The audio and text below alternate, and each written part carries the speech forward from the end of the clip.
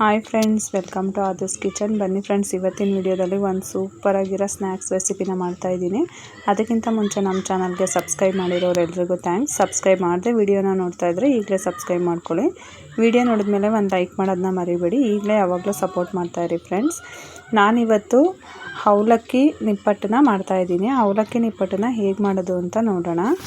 ನಾನಿಲ್ಲಿ ಮೊದಲಿಗೆ ಮಿಕ್ಸಿ ಜಾರಿಗೆ ನಾನಿಲ್ಲಿ ಬಟ್ಲಲ್ಲಿ ಮೆಜರ್ಮೆಂಟ್ನ ತೊಗೋತಾ ಇದ್ದೀನಿ. 2 ಬಟ್ಲಷ್ಟು ಅವಲಕ್ಕಿನ ತೊಗೊಂಡಿದ್ದೀನಿ.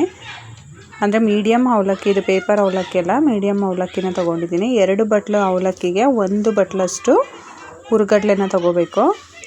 ನೀವು ಲೋಟದಲ್ಲಾರ ತೊಗೊಳ್ಳಿ, ಬಟ್ಲಲ್ಲಾದ್ರೂ ತೊಗೊಳ್ಳಿ.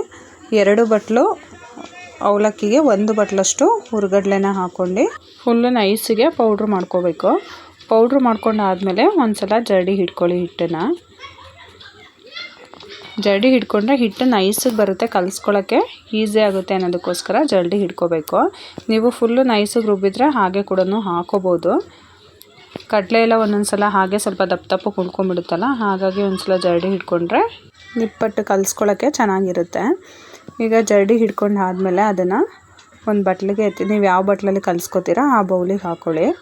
ಈಗ ನಾನು ಅದೇ ಮಿಕ್ಸರ್ ಜಾರಿಗೆ ಒಂದು 3/4 ಕಪ್ಪಷ್ಟು ಕಡಲೆ ಬೀಜನ ತೊಗೊಂಡಿದ್ದೀನಿ, ಅಂದರೆ ಶೇಂಗಾನ ತೊಗೊಂಡಿದ್ದೀನಿ.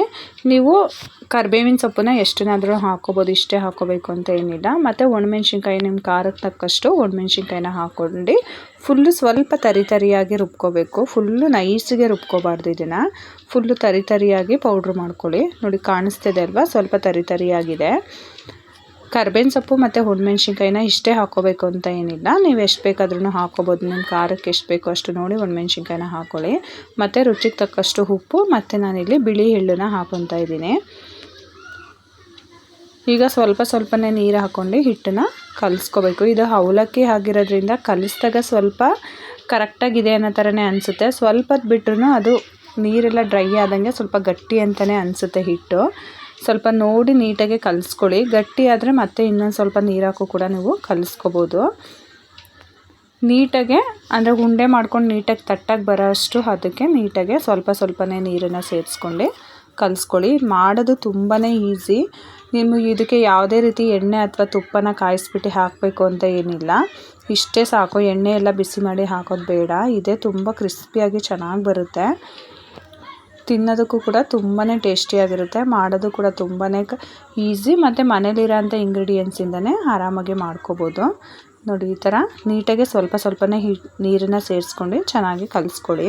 ತುಂಬ ಗಟ್ಟಿಗೂ ಕೂಡ ಕಲಿಸ್ಕೋಬಾರ್ದು, ಮೀಡಿಯಮಾಗೇ ಇರಬೇಕು ಹಿಟ್ಟು, ತಟ್ಟಾಗಿ ಬರೋ ಥರ. ನೋಡಿ, ನೀಟಾಗಿ ಈ ಥರ ಪ್ರೆಸ್ ಮಾಡಿದ್ರೆ ನೀಟಾಗಿ ಹೊಡೋಗೋಗ್ಬೇಕು. ಆ ಥರ ಸಾಫ್ಟಾಗಿ ಕಲಿಸ್ಕೊಳ್ಳಿ. ನಾನಿಲ್ಲಿ ಎಣ್ಣೆನ ಕಾಯಕ್ಕೆ ಇಟ್ಕೊತಾ ಇದ್ದೀನಿ. ನೋಡಿ, ಮಾಡೋದು ತುಂಬಾ ಈಸಿ, ಮತ್ತು ಜಾಸ್ತಿ ಇಂಗ್ರೀಡಿಯೆಂಟ್ಸ್ ಕೂಡ ಇಲ್ಲ. ಕಮ್ಮಿ ಇಂಗ್ರೀಡಿಯೆಂಟ್ಸಲ್ಲೇ ಆರಾಮಾಗಿ ನಿಪ್ಪಟ್ಟನ್ನ ಮಾಡ್ಕೋಬೋದು. ಎಣ್ಣೆ ಸ್ವಲ್ಪ ಚೆನ್ನಾಗಿ ಕಾಯಬೇಕು. ಎಣ್ಣೆ ಕಾಯ್ದ್ಮೇಲೆ ನಿಮಗೆ ಯಾವ ಸೈಜಿಗೆ ಬೇಕೋ ಆ ಸೈಜಿಗೆ ಉಂಡೆಗಳನ್ನ ಮಾಡ್ಕೊಳ್ಳಿ. ನಾನಿಲ್ಲಿ ಹಪ್ಪಳದ ಮಿಷನಲ್ಲಿ ಪ್ರೆಸ್ ಮಾಡ್ತಾಯಿದ್ದೀನಿ, ಹಾಗಾಗಿ ನಾನು ಸ್ವಲ್ಪ ಗಟ್ಟಿಗೆ ಕಲಿಸ್ಕೊಂಡಿದ್ದೀನಿ. ನೀವು ಕೈಯಲ್ಲೇ ತಟ್ಟೋದಾದರೆ ಸ್ವಲ್ಪ ತೆಳ್ಳಗೆ ಕಲಿಸ್ಕೋಬೇಕು, ಅಂದರೆ ತಟ್ಟಕ್ಕೆ ಬರೋಷ್ಟು ಅದಕ್ಕೆ ನೋಡಿ ಕಲಿಸ್ಕೊಳ್ಳಿ. ನಾನು ಸ್ವಲ್ಪ ಗಟ್ಟಿ ಕಲಿಸ್ಕೊಂಡಿದ್ದೀನಿ. ಹಪ್ಪಳದ ಪ್ರೆಸ್ಸಲ್ಲಿ ಪ್ರೆಸ್ ಮಾಡಿ ಹಾಕ್ತೀನಿ. ನಾನಿಲ್ಲಿ ಮುಂಚೆನೇ ಉಂಡೆಗಳನ್ನ ಮಾಡಿಟ್ಕೊತಾ ಇದ್ದೀನಿ, ಅಂದರೆ ಬೇಗನೆ ಪ್ರೆಸ್ ಮಾಡಿ ಹಾಕ್ಬೋದು ಅನ್ನೋದಕ್ಕೋಸ್ಕರ ನಾನಿಲ್ಲಿ ಉಂಡೆ ಮಾಡಿಟ್ಕೊತಾ ಇದ್ದೀನಿ. ನಿಮಗೆ ಯಾವ ಸೈಜಿಗೆ ಬೇಕೋ ಆ ಸೈಜಿಗೆ ನೋಡಿ ಉಂಡೆಗಳನ್ನ ಮಾಡ್ಕೊಳ್ಳಿ. ನೋಡಿ, ಹಪ್ಪಳದ ಪ್ರೆಸ್ ಇದ್ದರೆ ಹಪ್ಪಳದ ಪ್ರೆಸ್ ಮೇಲೆ ನೀಟಾಗಿ ಒಂದು ಪ್ಲಾಸ್ಟಿಕ್ ಪೇಪರ್ನ ಕಟ್ ಮಾಡ್ಕೊಳ್ಳಿ. ಕಟ್ ಮಾಡ್ಕೊಂಡು ಸ್ವಲ್ಪ ಪೇಪರಿಗೆ ಎಣ್ಣೆನ ಸವರ್ಬಿಟ್ಟು ಈ ಥರ ನೀಟಾಗಿ ಒಂದು ಸಲ ಪ್ರೆಸ್ ಮಾಡಿ ಹಾಕ್ಕೊಳ್ಳಿ. ನೋಡಿ, ಎಷ್ಟು ಚೆನ್ನಾಗಿ ಬರ್ತಾಯಿದೆ. ನೀವು ಗಟ್ಟಿ ಕಲಿಸ್ಕೊಂಡ್ರೆ ಕೈಯಲ್ಲಿ ತಟ್ಟಕ್ಕೆ ಬರೋದಿಲ್ಲ. ಕೈಯಲ್ಲೇ ತಟ್ಟೋದಾದರೆ ಸ್ವಲ್ಪ ತೆಳ್ಳಗೆ ಕಲಿಸ್ಕೋಬೇಕು. ಮತ್ತು ನೀವು ಇದನ್ನು ಪ್ರೆಸ್ ಮಾಡಿದ ತಕ್ಷಣವೇ ಎಣ್ಣೆಗೆ ಹಾಕ್ಕೋಬೇಕು ಅಂತ ಏನಿಲ್ಲ. ನೀವು ಪ್ರೆಸ್ ಮಾಡಿ ಒಂದು ಬಟ್ಟೆ ಮೇಲೆ ಅಥವಾ ಪ್ಲೇಟ್ ಮೇಲೇನೂ ಪ್ರೆಸ್ ಮಾಡಿ ಈ ಥರ ಇಟ್ಕೊಂಡು ಆಮೇಲೆ ಒಂದೇ ಸಲ ಎಣ್ಣೆ ಕಾಯ್ದ್ಮೇಲೆ ನೀವು ಹಾಕ್ಕೋಬೋದು. ಇದೇನು ಅಂಟ್ಕೊಳ್ಳೋದಿಲ್ಲ. ನಾನು ಆಗಲೇ ಹೇಳ್ದಂಗೆ ಅವಲಕ್ಕಿ ಆಗಿರೋದ್ರಿಂದ ಇದು ಸ್ವಲ್ಪ ಬಿಟ್ಟಂಗೆ ಹಂಗೆ ಡ್ರೈ ಆಗ್ತಾ ಇರುತ್ತೆ, ಗಟ್ಟಿ ಆಗ್ತಾ ಇರುತ್ತೆ, ಹಾಗಾಗಿ ಅಂಟ್ಕೊಳ್ಳೋದಿಲ್ಲ. ನಾನೆಲ್ಲ ಈ ಥರ ಪ್ರೆಸ್ ಮಾಡಿ ಒಂದು ಪ್ಲೇಟಿಗೆ ಇಟ್ಕೊತಾ ಇದ್ದೀನಿ. ನೋಡಿ, ಪ್ರೆಸ್ ಮಾಡಿ ಪ್ಲೇಟಿಗೆ ಇಟ್ಕೊಂಡಿದ್ದೀನಿ. ಪ್ಲೇಟಿಗೂ ಕೂಡ ಅಂಟ್ಕೊಳ್ಳೋದಿಲ್ಲ. ಈಗ ಎಣ್ಣೆ ಕಾಯ್ದಿದೆ. ಎಣ್ಣೆ ಕಾದ್ಮೇಲೆ ಒಂದೊಂದೇ ನಿಪ್ಪಟ್ಟನ್ನ ಎಣ್ಣೆಗೆ ಹಾಕ್ಕೊಳ್ಳೋಣ. ಎಣ್ಣೆ ಚೆನ್ನಾಗಿ ಕಾದಿರಬೇಕು.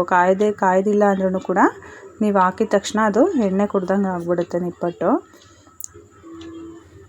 ಈಗ ಎಣ್ಣೆ ಎಷ್ಟು ಹಾಕಿರ್ತೀರ ಅಷ್ಟು ನೋಡಿ ನಿಪ್ಪಟ್ಟನ್ನು ಹಾಕ್ಕೊಳ್ಳಿ. ತುಂಬ ಜಾಸ್ತಿನೂ ಹಾಕೋಬಾರ್ದು, ಎಣ್ಣೆ ಕಮ್ಮಿ ಇದ್ದು ನೀವು ನಿಪ್ಪಟ್ಟನ್ನ ಜಾಸ್ತಿ ಹಾಕೋಬಾರ್ದು.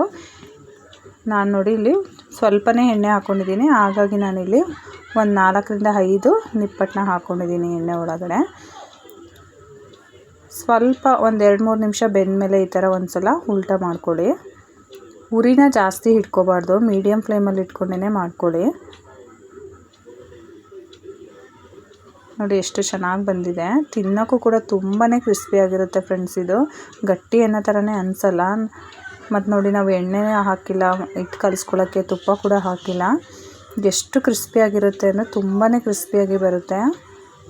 ಮಾಡೋದು ಕೂಡ ತುಂಬಾ ಸುಲಭ. ಮತ್ತು ಕಡಲೆ ಬೀಜದ ಫ್ಲೇವರ್ ಎಲ್ಲ ತುಂಬ ಚೆನ್ನಾಗಿ ಅನಿಸುತ್ತೆ ನಿಪ್ಪಟ್ಟಲ್ಲಿ ತಿನ್ನೋಕ್ಕೆ. ನೋಡಿ ಇಷ್ಟು ಕಲರ್ ಬಂದರೆ ಸಾಕು, ಆಗಿದೆ ಇದು. ನೋಡಿ ಗೊತ್ತಾಗ್ತಿದೆ ಅಲ್ವಾ, ಇಷ್ಟು ಕಲರ್ ಬಂದರೆ ಸಾಕು. ತುಂಬಾ ಕಲರ್ ಬರೋ ಥರ ಆದ್ರೂ ಸೀದ್ಬಿಡುತ್ತೆ. ಈಗ ಇದನ್ನು ತೆಕ್ಕೊಳ್ಳೋಣ ಎಣ್ಣೆಯಿಂದ.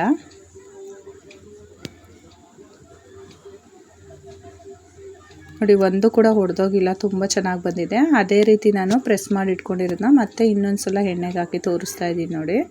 ಈ ಥರ ಒಂದು 2 ನಿಮಿಷ ಆಗಿದ ತಕ್ಷಣ ಒಂದು ಸಲ ಉಲ್ಟಾ ಮಾಡ್ಕೊಳ್ಳಿ.